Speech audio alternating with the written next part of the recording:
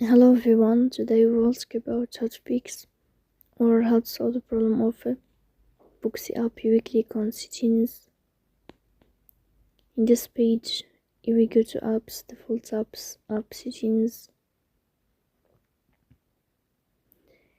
In this page of apps, you will go to this window of Booksy app. Then we click on Force Stop and you will click OK.